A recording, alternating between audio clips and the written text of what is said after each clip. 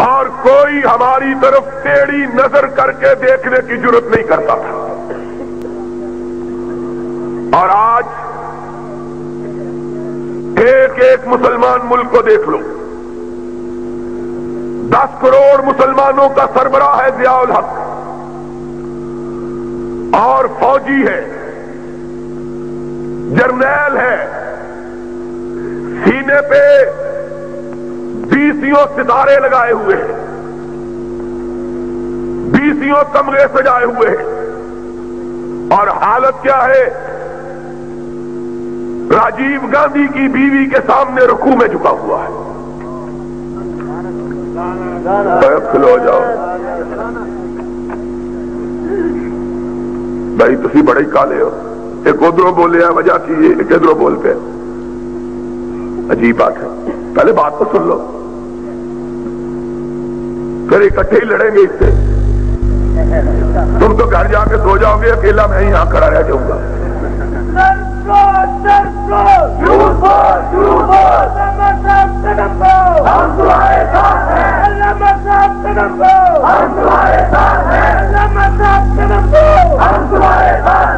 تو میں یہ کہہ رہا تھا 313 تھے, کسی کے سامنے نہ جھکتے تھے. آج 1 ارب 20 کروڑ ہے. اوروں کو چھوڑو, ہم اس ملک میں 10 کروڑ ہیں. 10 کروڑ اگر مرنے کا عزم کر لیں, رب کعبہ کی قسم ہے, مشرق و مغرب مل جائے, روس امریکہ کی قوتیں اکٹھی ہو جائیں, یہ 10 کروڑ اللہ کی راہ میں مٹنے کا عزم کر لے, ساری کائنات مل کے ان کو مٹا نہیں سکتی ہے. آج سبب کیا ہے؟ صرف 313 تھے, صرف 313. اور مکے سے نکل کر مدینے پہ یلغار کرتے ہوئے آئے, چڑھائی کی. رحمت کائنات علیہ الصلوۃ والسلام, خبر ملی حالات انتہائی بگڑ گئی, صورتحال انتہائی پریشان کن.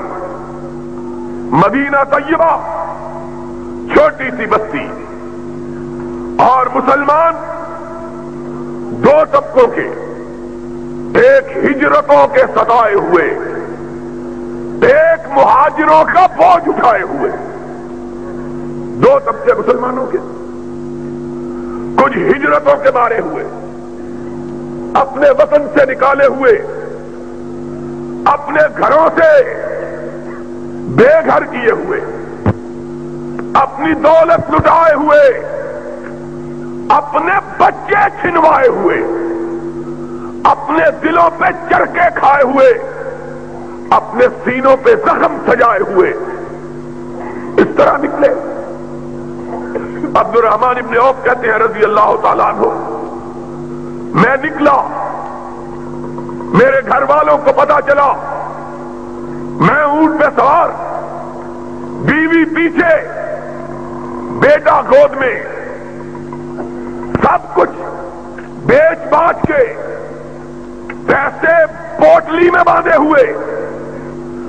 سب سے پہلے سسرال والوں کو علم ہوا, بھاگے ہوئے آئے, میرے اونٹ کی مہار تھام لی, کہنے لگے جانا ہے تو جاؤ, ہماری بیٹی چھوڑ کے جاؤ. بیوی چھین لی. پھر اپنے گھر والے آگے, کہاں کہاں جاتے ہو؟ کہا مدینے والے کے پاس جاتا ہوں. کہا پھر یہ بیٹا ہمارا ہے, اس کو ساتھ نہیں لے جا سکتے. کہا دل پہ چوٹ پڑی, اپنا لخت جگر, اپنا بیٹا, اور بیٹے کی محبت صرف باپ جانتا ہے, اوروں کو علم نہیں کہ بیٹا کس کو کہتے ہیں. جس کو رب نے بیٹا دیا ہو یا اس سے قدر پوچھو، یا جس کو دے کے چھین لیا ہو اس سے قدر پوچھو. کہا یا بیٹا چھوڑ دو یا محمد کی محبت چھوڑ دو. کہا ایک دفعہ کب کبھی تاری ہو گئی، نگاہ اٹھائی آسمان کی طرف دیکھا، پھر کہنے لگے ایک بیٹا 1000 بیٹا ہو محمد پہ قربان ہے، لے جاؤ، پرواہ نہیں ہے. بیٹا چھینا. بھائی آئے، انہوں نے مال کی پوٹلی چھینی. بڑا بھائی آیا، اس نے اونٹ بھی چھین لیا. کہا جانا ہے تو اسی طرح جاؤ. کائنات کے امام کی بارگاہ میں پہنچے، ہونٹ بھوک سے پھٹ گئے تھے اور پیر چلنے سے پھٹ گئے تھے. پیروں سے بھی خون، ہونٹوں سے بھی خون. کائنات کے سردار، ثقلین کے تاجدار، امام خدا نماز ظہر سے فارغ ہوئے، سلام پھیرا، پلٹ کے دیکھا تو سامنے عبد الرحمن کھڑے ہیں. کہا عبد الرحمن کب آئے؟ کہا اللہ کے حبیب ابھی آیا ہوں. کہا کہو کیسے آئے؟ کہا آقا سب کچھ لٹا کے آیا ہوں، دین بچا کے آیا ہوں. فرمایا عبد الرحمن دین بچا کے آئے ہو، سب کچھ لٹا کے آئے ہو تو کچھ بھی نہیں لٹایا ہے. جنت پا کے آگے ہو، اللہ کی رضا پا کے آگے ہو. یہ لوگ، ایک صحابی اٹھتا ہے، عبد الرحمن کا قصہ سنتا ہے، عرض کرتا ہے آقا بیوی بھی اس سے چھین لی، بیٹا بھی چھین لیا، دولت بھی چھین لی. اللہ کے رسول میرا جتنا مال ہے 2 حصوں میں تقسیم، آدھا اس کو دے دیجئے آدھا مجھ کو دے دیجئے. ایک نے کہا اللہ کے حبیب اس کا کوئی گھر نہیں، میرا آدھا گھر لے لیجئے. ایک نے کہا یا رسول اللہ میری 2 بیویاں، ایک کو طلاق دے دیتا ہوں، اس کو کہیے اس سے نکاح کر کے اپنے گھر کو آباد کر لے. کچھ ہجرتوں کے ستائے ہوئے، کچھ مہاجروں کے بوجھ اٹھائے ہوئے، کچھ امام کونین کی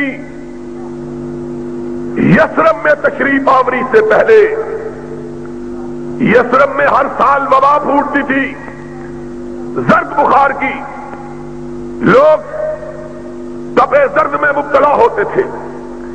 وہ تو کونین کا تاجدار آیا، رحمت مجسم بن کے آیا، اور اس نے اپنے ہاتھ دعا کے لیے اٹھائے. اس نے کہا اللہ میرے بابا خلیل اللہ نے مکہ کے لیے تجھ سے دعا مانگی تھی، میں مدینہ کے لیے تجھ سے دعا مانگتا ہوں. اللہ مدینے کو بیماریوں سے پاک کر دے. یہ میرے آقا کی دعا کا اثر تھا کہ آج تک مدینے میں کوئی وبا نہیں پڑی ہے. تو بہرحال جو پہلے ہجرت کر کے آئے تھے بخاروں کے مارے ہوئے، بخاروں نے ان کی کمروں کو جھکا رکھا ہے. اور بندے ہی کتنے، شمار کیا گیا تو جوان 200 سے زیادہ نہیں تھے. کل تعداد بوڑھے شامل کیے گئے اور 14 اور 15 سال کے بچے شامل کیے گئے تو تب جا کے 313 بنے، تب جا کے. لیکن اس وقت بھی جبکہ صرف 313 تھے، نہ خوف تھا، نہ دہشت تھی، نہ دشمن کا رعب تھا، نہ مخالفوں کی ہیبت تھی. اگر تھا تو اپنے اللہ پر توکل تھا، اپنے رب پر اعتماد تھا. محمد الرسول اللہ صلی اللہ علیہ وسلم کو علم ہوا دشمن بڑا لشکر لے کے آیا مدینے والوں کو مٹانے کے لیے. سرور گرامی نے کہا ہم مدینے کی دیواروں کے پیچھے رک کر ان کا انتظار نہیں کرتے، کھلے میدان میں جا کر ان کا مقابلہ کریں گے۔ اور ضیاء الحق 10 کروڑ آدمی اس پاکستان کا باسی، اور تو راجیو گاندھی کے سامنے لمبا لیٹ گیا ہے اور سونیا کے سامنے رکوع کر رہا ہے۔ اور اگر اس سے فرصت ملی تو ایک بزرگ کی قبر پہ جا کے دھاگے باندھنے شروع کر دیے۔ مجھے اور ساری باتوں کی سمجھ آ گئی، دھاگوں کی سمجھ نہیں آئی ہے۔ وہ دھاگے ہی باندھنے تھے تو اتنی دور جانے کی کیا ضرورت تھی؟ یہ بابا چھتری والا یہاں پڑا ہے، اس کو دھاگے باندھ لیتا، دھاگے ہی باندھنے تھے نا۔ اور کسی وکیل نے کہا کسی بستی کے ایک چودھری نے کسی بندے کو قتل کر دیا۔ گاؤں میں بھی بڑے وکیل تھے، بندہ قتل کرنے والا چودھری تھا۔ گاؤں کے وکیلوں نے کہا بابا اس کے بیٹوں کو ہم کو وکیل کرو، ہم مقدمہ لڑیں۔ کہہ لگے نہیں نہیں یہ بڑا چودھری آدمی ہے، ہم شہر کا وکیل کریں گے۔ شہر کا وکیل کیا 3200 روپے پر۔ اس زمانے میں 3200 روپیہ بڑی بات تھی، 3200۔ وکیل نے بڑا مقدمہ لڑا، اگر چودھری پھانسی چڑھ گیا۔ پنڈ کے وکیلوں کو پتا لگا کہ چودھری پھانسی لگ گیا، آئے چودھری کے بیٹوں کے پاس، کہا چودھری کا کیا بنا؟ کہنے لگا وہ تو پھانسی لگ گیا۔ کہنے لگا فیس کتنی دی تھی؟ کہنے لگا 3200 روپیہ۔ کہنے لگا یہ کام تو ہم 32 روپے میں کر سکتے تھے، اگر پھانسی لگوانا تھا تو شہر کے وکیلوں کو کرنے کی کیا ضرورت تھی؟